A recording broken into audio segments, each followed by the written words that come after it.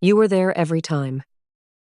When they needed someone to talk to at midnight, when they needed help moving, when they needed a favor, a reference, a ride, a rescue, you showed up. You always showed up. Not because you were forced to, because that's genuinely who you are. And somewhere along the way, without a single conversation about it, it became expected. They stopped asking with the weight of a request and started asking with the ease of an assumption. Your yes became so reliable that the question almost stopped mattering. And when you couldn't be there just once, just that one time, you felt the shift, the mild disappointment, the surprise, as if your unavailability was the anomaly, as if your availability had become a thing they were owed. And you stood there wondering how being a good person got you to this place. If you are someone who gives freely, shows up consistently, and still somehow ends up feeling overlooked, this video is for you. And if you've watched someone you care about run themselves dry for people who barely notice, this is for you too. Because the problem here isn't your kindness. Your kindness is real. It is one of the most valuable things about you. The problem is a specific mechanism that turns genuine care into something that gets taken for granted, not because the people around you are cruel, but because of how human psychology responds to availability, consistency, and silence. By the time we're done here, you'll understand exactly how that mechanism works. And more importantly, you'll understand why simply deciding to be less nice has never been the answer, and never will be. The easy read is that people who get taken for granted are just too nice, that they need to toughen up, set limits, learn to say no, stop being a doormat. This framing is not only wrong, it misses the point so completely that it makes the problem worse. Because it places the responsibility on the person being taken for granted, while ignoring the actual mechanism driving the dynamic. Here is what is actually happening. The people who take you for granted are not, in most cases, calculating. They are not sitting down and thinking about how to extract maximum value from your generosity. They are doing something far more ordinary and far more human than that. They are responding to the information you give them. And the information you give them through your consistent availability, your reliable yes, your tendency to absorb inconvenience without comment is this: I have no limit here. This doesn't cost me anything. You can keep going. You never said that, but you demonstrated it, repeatedly, without realizing it. Nobody takes advantage of your kindness. They take advantage of your silence about what it costs you. The moment you stop communicating cost, the moment your yes becomes automatic, your effort becomes invisible, and your discomfort goes unnamed, you stop being a person making a choice and start being a resource that replenishes itself. And resources don't get thanked, they just get used. This is not a moral failing in the people around you. It is a predictable psychological response to a consistent pattern of uncommunicated cost. Understanding that distinction matters because it changes what the solution actually is. There are several distinct psychological mechanisms at work here, and they compound each other. The first is what psychologists call hedonic adaptation. Human beings adapt to good things. It's not ingratitude, it's the way the brain processes consistency. When something positive happens once, it registers as remarkable. When it happens repeatedly, the brain recalibrates. It becomes the baseline, the expected. And once something becomes expected, the absence of it is felt as a loss, but the presence of it stops being felt as a gift. Your consistent kindness, over time, stopped feeling like kindness to the people receiving it. Not because they don't care about you, because their brain habituated to it. The bar moved up to meet your giving, and now anything less than what you always give reads as a withdrawal rather than a choice. The second mechanism is the visibility of effort. There is a fundamental difference between effort that is seen and effort that is absorbed quietly. When someone gives noisily when they sigh, mention the inconvenience, make the sacrifice legible, the cost registers, the receiver feels the weight of what they've been given. But when someone gives quietly, efficiently, without making the effort visible, and this is the kind of giver you are, the effort disappears. The result arrives. The labor behind it doesn't. It's not that they don't appreciate you. It's that they literally cannot see what it took. You made it too clean. The kindness that hides its own cost becomes invisible, and invisible labor is the labor that never gets acknowledged. The third mechanism is social value signaling. This one is harder to hear, but it's important. How we are treated is shaped in part by how we treat ourselves in relation to others. When you consistently prioritize other people's time, comfort, and needs over your own, when you rearrange your schedule without comment, absorb their stress without naming yours, shrink yourself to make more room, you are sending a signal, entirely unintentionally, about your own position in the relationship. That signal says, my needs are secondary here. And people, again, not out of cruelty, take you at your word. The fourth mechanism is the reciprocity gap. Genuine reciprocity requires vulnerability. It requires one person to express a need and trust the other to meet it. When you never express needs, when you are always the one giving and never the one asking, you remove the opportunity for reciprocity. You have made the relationship one-directional not because the other person chose that, but because you never opened the other lane. You can't be owed something you never let anyone know they had. This pattern doesn't only start in childhood. That's worth saying plainly, because most conversations about this assume it does. Yes, some people learn early that being easy and giving is how you earn your place, that need is dangerous, that asking costs something, that the safest version of yourself is the one who requires nothing. That's a real origin and it runs deep. But this pattern gets built, or rebuilt, at every stage of life.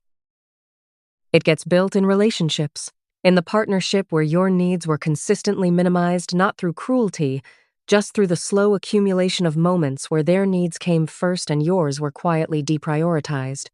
And somewhere in that relationship, you adapted. You stopped raising things. You started managing your own disappointment before it became an inconvenience. You became easier to be with. And by the time that relationship ended, or even if it didn't, you had practiced a version of yourself that needed less, asked less, and gave more. And you took that version into every relationship after. It gets built in friendships, in the group where you were always the dependable one, the one who organized, remembered, checked in, and at some point, the role just solidified. Not because you were asked to play it, because you were good at it and nobody stopped you. And now the expectation is baked in. The role is yours. And opting out of it feels like a betrayal of something, even though you never agreed to it. It gets built in workplaces. In the job where going above and beyond was rewarded with more to do rather than more recognition, where being reliable became an invitation for more to be loaded onto you, where your capacity was mistaken for willingness, and over time you learned to be a certain kind of worker, thorough, uncomplaining, always available, and that identity followed you out the door. It gets built in seasons of crisis, in the period where someone you loved needed everything and you gave it, where there was no room to have your own needs because someone else's were so much more urgent. And when the crisis passed, or when it didn't, you'd been in the giving position for so long that receiving felt foreign, unnecessary, somehow indulgent. The pattern doesn't need a childhood to root itself. It only needs a sustained experience of giving being safer than receiving. That experience is available at any age. And once the pattern is established, once your nervous system has confirmed that this dynamic is the one you operate in, it replicates itself. New relationships, new workplaces, new friendships. The same role. Because you know how to play it. Because it feels familiar. Because familiar, even when it exhausts you, feels safer than the alternative. Here is what makes this genuinely painful. The kindness is not a performance. It is not strategic. It comes from somewhere real, from the part of you that genuinely cares, that genuinely wants people to be okay, that finds meaning in being useful and reliable and there. That part of you is not broken. It is not the problem. It is one of the best things about you. And it is being used against you, not by villains, by ordinary people responding to ordinary incentives in ordinary ways. People who have simply learned that your yes is available, that your effort is reliable, and that the cost of both is apparently zero because you never said otherwise. The paradox is this. The more you give, the more invisible you become, because the giving signals safety, and safety is taken for granted. The person who might let you down is handled with care, their feelings are managed, their reactions are anticipated, their limits are respected. The person who never lets you down gets no such consideration. Their reliability is assumed. Their feelings are an afterthought. Their limits, which they never named, are assumed not to exist. You trained the people around you to expect the best of you by always giving it. And now, the best of you is the floor, not the ceiling. The minimum expected, not the gift received. The person who is always there becomes invisible precisely because of it. Presence, when guaranteed, stops being noticed. It only becomes visible in absence. And there is a specific grief in realizing this, because the alternative, being less reliable, less giving, less present, feels like a betrayal of yourself. You don't want to become someone who doesn't show up. That's not who you are. But continuing to give in silence, absorbing the cost alone, watching your effort disappear into the air that is becoming unbearable too. There's a specific moment in this pattern that most people can't quite describe, but immediately recognize when someone names it.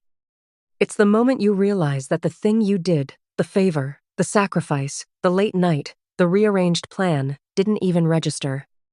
Not that it wasn't appreciated, not that there was conflict, just that it passed unremarked, that it was absorbed into the ordinary texture of what you do for this person, this group, this place, that you could feel the weight of it on your side and watch it land as nothing on the other, like handing someone something heavy and watching them hold it one-handed, without shifting. That moment produces a very specific feeling, not quite anger, not quite sadness, something closer to a quiet, bewildering exhaustion. A sense of something unsustainable becoming slightly more unsustainable. A small internal ledger entry, one more thing that cost something, and came back blank. And the response to that feeling is almost never to say something, because saying something feels like the wrong move. It feels petty, you chose to do the thing. Why are you looking for credit? It feels risky, what if naming it damages the relationship? It feels like it would make you the difficult one, the ungrateful one, the person who made a big deal out of something small. So you absorb it, file it quietly, and give again next time. But the ledger keeps running, and at some point, not dramatically, not with a single catalyzing event, something shifts. The giving starts to feel obligatory rather than chosen.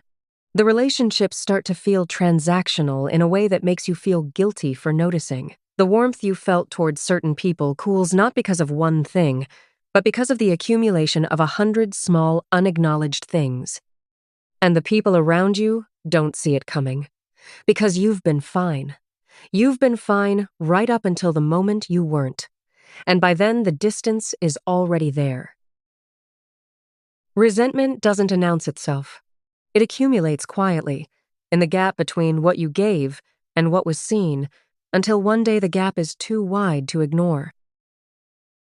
So if this is you, if you are the one who shows up every time, gives without complaint, absorbs the cost in silence, and watches your effort disappear into the expectation it helped create, here's what's actually true.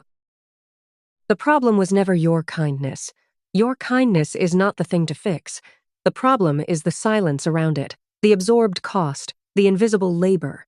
The fact that you have been running a very sophisticated operation entirely off the books, giving generously, hurting quietly, and letting the people around you live in the comfortable assumption that none of it costs you a thing. They don't know what it costs, because you never told them. Not because you were weak, because telling them felt risky, felt petty, felt like it would change something you weren't ready to change. Because the giving was also how you connected, how you earned your place, how you made yourself feel safe and needed and valued. It served a function. Naming the cost felt like dismantling something. But here is what the silence actually does. It doesn't protect the relationship. It hollows it out. It creates a version of the connection that runs entirely on your fuel while the other person has no idea the engine is running. And a relationship that one person is maintaining alone is not a relationship. It is an arrangement, and arrangements, eventually, collapse under the weight of what was never said. The shift is not about becoming less kind. It is about making your kindness legible, about letting the cost be visible not as a complaint, not as a transaction, not as keeping score, but as honesty, as the kind of communication that makes a relationship real rather than functional. The people who are worth keeping will not be diminished by knowing what it cost you to show up for them. They will be changed by it. They will see you differently, not as a resource that replenishes itself, but as a person making a choice. And people who see you making a choice respond differently than people who assume your giving is just what you do. You don't have to stop being the person who shows up. You just have to stop pretending it costs nothing. Your kindness is not the problem. Your silence about what it costs you is. And the people worth keeping will stay even after they find out. If this gave you language for something you've been carrying without words, you know what to do. I'll see you in the next one.